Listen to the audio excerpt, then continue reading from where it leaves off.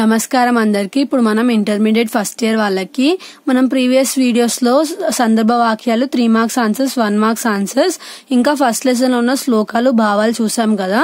So ఇప్పుడు మనము ఏవైతే పద్య భాగంలో ఉన్న లెసన్స్ అంటే పద్య భాగంలో మనకి 4 లెసన్స్ ఉన్నాయి. సో ఆ 4 లెసన్స్ లో నుంచి మీకు ఏమన్నా ఒకటి అడుగుతారు. పద్య భాగం నుంచి ఒక లెసన్ అడుగుతారు, గద్య భాగంలో నుంచి ఒక లెసన్ అడుగుతారు. సో ఈ పద్య భాగంలో నుంచి లెసన్స్ ఏవైతే ఉన్నాయో అవి నేను మీకు చెప్పబోతున్నా. ఇప్పుడు ఫస్ట్ లెసన్ మనకి ఏముంది, ఏదైతే రామోహో విగ్రహవాన్ ధర్మః అనే లెసన్ ఉంది. సో ఇక్కడ మనకి ఫస్ట్ ఇంట్రడక్షన్ సేమ్ మనకి సందర్భ వాక్యాలు ఏం ఇంట్రడక్షన్ ఉందో అదే ఇక్కడ వస్తుంది. రామో విగ్రహవాన్ ధర్మః అనే లెసన్ ఇది ఎవరు రాశారు? మహర్షి వాల్మీకి రాశారు. రామాయణం నుంచి తీసుకున్నారు, బాలకాండ నుంచి ఈ లెసన్ అనేది. సో ఇక్కడ మనకి ప్రెసెంట్ లెసన్ ఏముందో చూద్దాము. Once sage Valmiki inquired Narada Muni whether there was any noble person in the world who is valor, virtuous, follower of dharma, grateful and resolute. Then Narada said to Valmiki, "O great sage, there was a noble person named Rama who was born in the Ikshvaku dynasty. He self-controlled, valor, radiant, knows dharma, truthful, praised by the people, famous, endowed with wisdom, and always desired for the welfare of the people.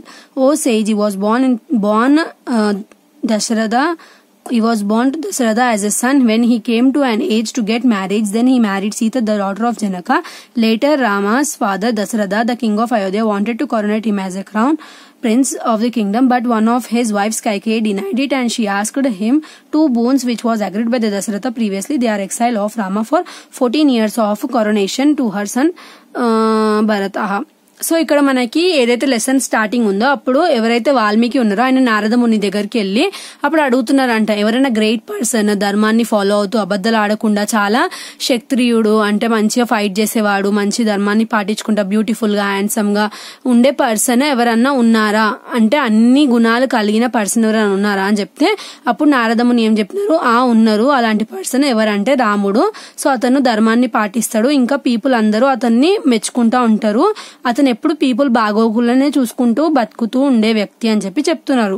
So ఇక్కడ మనకి ఏమంటున్నారు next, so అతను ఎవరికి పుట్టినారంట, దశరథునికి పుట్టినారంట, Ikshvaku డైనాసిటీలో పుట్టినారంట.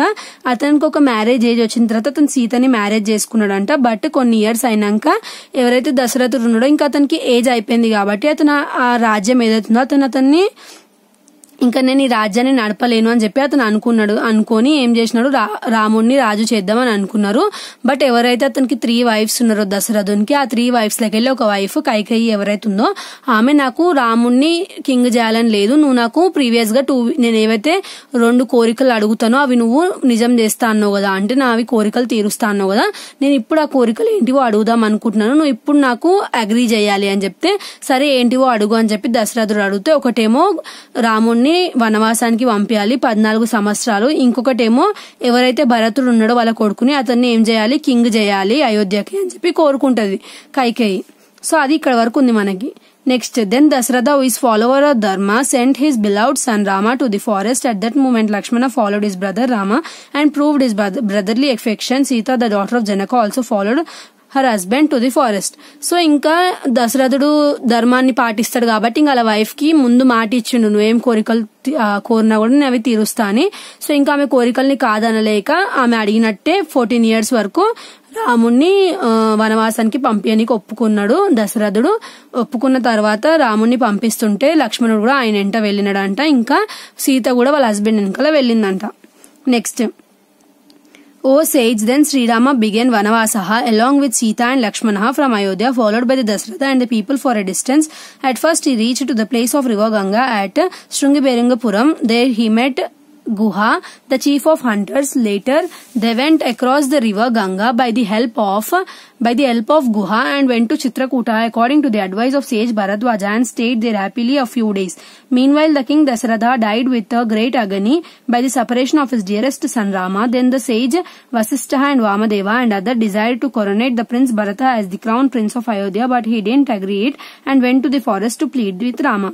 So first ఎప్పుడైతే వనవాసం start అయిందో వాళ్ళ ఇంట్లో నుంచి ఏదైతే కింగ్డమ్ ఉందో అక్కడ నుంచి బయలుదేరేటప్పుడు సీత, లక్ష్మణుడు ఇంకా రాముడు ఏదైతే అయోధ్య ఉందో అందులో నుంచి బయలుదేరేటప్పుడు కొంచెం దూరం వరకు దశరథుడు ఇంకా పీపుల్ అంటే ఏదైతే ఆ కోట పీపుల్ ఉన్నారో వాళ్ళందరూ కొంచెం దూరం వరకు ఫాలో అయినరంట.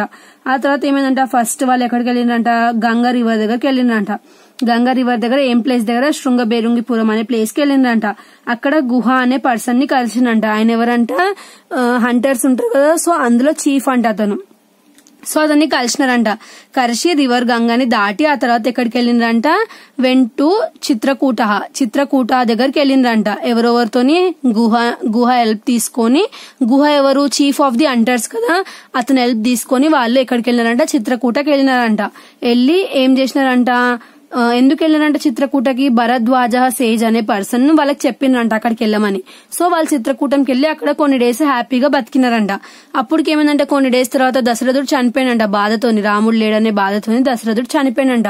చనిపోయినాక ఎవరైతే మనకి కింగ్డమ్ లో, అయోధ్య కింగ్డమ్ లో ఎవరైతే సేజెస్ ఉంటారో వశిష్ఠ ఇంకా వామదేవ, వాళ్ళిద్దరు ఏం డిసైడ్ అనంట, ఏదైతే మన కింగ్డమ్ ఉందో అది ఖాళీగా ఉంది రాజు లేక, సరే అట్లీస్ట్ కైకేయి కోరుకున్నట్టు భరతుడిని రాజు చేద్దామని చెప్పని భరతుని దగ్గరికి వెళ్లి నువ్వు రాజు అవ్వు అని అడిగితే అతను ఏమంటాడంట, లేదు అన్నయ్య ఉండంగా నేను రాజు అవ్వలేను అని చెప్పి అతను డినై అంటే నో చెప్పేసి అతను ఏం చేసిండంట, రాముడు ఎక్కడుండో అక్కడికి వెళ్ళిండంట అయోధ్యలో.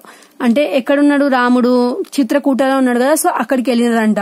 వెళ్ళి అంటే అడుక్కోనికి, అన్న ప్లీజ్ నువ్వు అవ్వు రాజు అని చెప్పి అడగనీకే వెళ్ళిండంట ఎవరు, భరతుడు. So next, O sage when Bharata request him to be the king of Ayodhya, then Rama rejected it. Later he gave his padukas to Bharata by his request. Then Bharata returned from there and installed the padukas on the throne and stayed at Nandagramam awaiting the return of Rama. He administered the kingdom from there only. So first ఏమైందంట, భరతుడు వెళ్ళిండంట రాముడిని అడగడానికి, ఏడికి చిత్రకూటానికి. వెళ్ళిన తర్వాత అక్కడ భరతుడు request చేస్తున్నాడంట రాముడిని, నువ్వు కింగ్ అవ్వు అని. అప్పుడు రాముడు ఏమన్నాడంట, నో నేను అవ్వను అని చెప్పి, నేను 14 years వరకు వనవాసంలో ఉంటే నేను రాలేను అని చెప్పిండంట. చెప్తే అప్పుడు భరతుడు ఏం చేసిండంట, అట్లీస్ట్ నీ పాదాలకు వేసుకునే చెప్పులు ఉంటాయి కదా అవన్నీ ఇయ్యు అని చెప్పి అడిగితే, అప్పట్లో చెక్క ఉంటుండే కదా పాదుకాలు, సో అవి ఇచ్చిండంట. ఇస్తే అవిటిని తీసుకొని వచ్చి అయోధ్యలో వాళ్ళ కింగ్డమ్ ఏదైతుందో దాని మీద పెట్టిండంట ఆ పాదుకాలు. పెట్టి నందిగ్రామంకి వెళ్ళిండంట. నందిగ్రామంకి ఎవరు వెళ్ళిండ్రు, భరతుడు వెళ్ళిండంట. వెళ్ళి ఆ నందిగ్రామంలో ఏం చెప్పిండు రాముడికి, నువ్వు 14 సంవత్సరాలు వనవాసం అన్నావు కదా, సరే 14 సంవత్సరాలు నేను నందిగ్రామంలోనే ఉంటాను. నందిగ్రామంలో ఎలా ఉంటాడు, ఒక గుంత తవ్వుకొని ఆ గుంతలో నిల్చొని ఒంటి కాలు మీద నిల్చొని ఉంటాను నేను 14 సంవత్సరాలు. అక్కడ నుంచే నేను కావాలంటే అయోధ్యని పాలిస్తాను, బట్ నేను ఆ గుంతలోనే ఉంటాను. నువ్వు ఒకవేళ ఆ గుంత దగ్గరికి అంటే ఏదైతే నందిగ్రామంలో భరతుడు ఉన్నాడో ఆ ప్లేస్ కి 14 years అంటే 14 years వనవాసం తర్వాత 1 day కూడా ఎక్కువ అయినా సరే నువ్వు రాకపోతే నేను అక్కడనే చనిపోతా ఆ గుంటలో, నువ్వు ఆ రోజు నన్ను వచ్చి కాపాడుకో అని చెప్పి 14 years ఎగ్జాక్ట్ గా 14 years అయ్యేలోపు నువ్వు రావాలని చెప్పి ఏమంటాడు భరతుడు, కండిషన్ అనేది పెడతాడు. తర్వాత ఏమైంది, Later Rama was entered into the deep forest through the weather. The people of Ayodhya come to Chitrakuta for to convince him. So ఇప్పుడు చిత్రకూటానికి భరతుడు వచ్చి కన్విన్స్ చేయడానికి వచ్చింది కదా, అప్పుడు ఇంకా అయోధ్యలో ఉన్న పీపుల్ కి అందరికి తెలిసిపోయింది రాముడు చిత్రకూటంలో ఉన్నాడని చెప్పి. సో మళ్ళీ అందరు వస్తారేమో అని చెప్పి అతను చిత్రకూటం నుంచి ఏమైందంటే ఇంకా డీప్ ఫారెస్ట్ లోకి వెళ్ళిపోయిందంట. There he had killed the demon, ఎవరిని చంపిండంట, విరాధహ అనే ఒక డెమన్ అంటే ఒక రాక్షసుని చంపిండంట. అండ్ ఎవరెవరిని కలిసిందంట, శరభంగ అండ్ అగస్త్య అనే ఇద్దరు మహర్షులను కలిసిందంట. Then the pleased sage Agastya ఏం చేసిందంట, అతనికి ఒక బో అంటే ఏంటిది, ఇలా ఉంటది కదా అది వేసేది బాణము, సో అది వేసేది గిఫ్ట్ ఇచ్చిందంట. ఇంకొక స్వాడ్ అంటే కత్తి అనేది ఇచ్చిందంట. ఇంకా కొన్ని ఆరోస్ అనేటివి గిఫ్ట్ అనేది ఇచ్చిందంట. ఆరోస్ అంటే ఏంటిది, ఇలా ఉంటాయి కదా ఆరోస్, అవి వేసేటివి, సో అవి కూడా gift ఇచ్చిందంట. The sage who were living there met Rama and requested him to kill the demons of the forest. ఎవరైతే డెమాన్స్ ఉన్నారో అంటే ఎవరైతే రాక్షసులు ఉన్నారో ఫారెస్ట్ లో వాళ్ళని చంపు అని చెప్పి ఎవరైతే అక్కడ ఉన్న మహర్షి వాళ్ళు రిక్వెస్ట్ చేసిండంట. Rama also promised them and he killed all the demons. Rama promise చేసిందంటే ఇంకా అట్లనే చెప్పినట్టే అందరు రాక్షసుల్ని చంపిండంట. There the demoness Surpanaka was made ugly by Sri Rama. After that Rama and Lakshmana killed the demons Karaha, Trishirasa, Nakaha in the battle.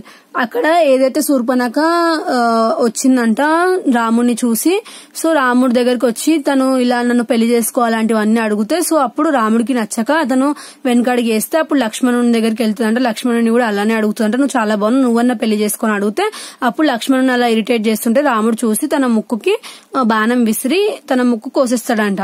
So next ఏమైందంటే కొన్ని demons కార, త్రిశిరస ఇంకా నఖ అనే డెమన్స్ ని కూడా చంపుతాడంట బ్యాటిల్లో, అంటే యుద్ధంలో. And ultimately he killed 14,000 demons. 14,000 demons ని చంపుతాడంట. 14,000 డెమన్స్ ని who killed in the place of Janasthana అనే ప్లేస్ లో చంపబడిందంట. సో ఇది మనకి లెసన్. ఇక్కడతో లెసన్ ఎండ్ అయిపోయింది. ఈ లెసన్ మీకు ఇప్పుడు అర్థమై ఉంటే మీరు ఓన్ వర్డ్స్ లో కూడా రాయొచ్చు. ఎగ్జాక్ట్ ఇలా రాయాలనే లేదు, మీకు అండర్స్టాండ్ అయిన వర్డ్స్ లో మీ ఓన్ వర్డ్స్ లో మంచిగా నీట్ హ్యాండ్ రైటింగ్ తోని ప్యాసేజెస్ డివైడ్ చేస్తూ రాయండి. ఒకటే పెద్ద ప్యాసేజ్ రాస్తే రీడ్ చేసే వాళ్ళకి కూడా ఇరిటేటింగ్ అనిపిస్తుంది కాబట్టి ప్యాసేజెస్ డివైడ్ చేసుకుంటే నీట్ గా రాస్తే ఫుల్ మార్క్స్ అనేటివి వస్తాయి. నెక్స్ట్ వీడియోలో పద్య భాగంలో ఇంకొక లెసన్ చూద్దాము. Thanks for watching.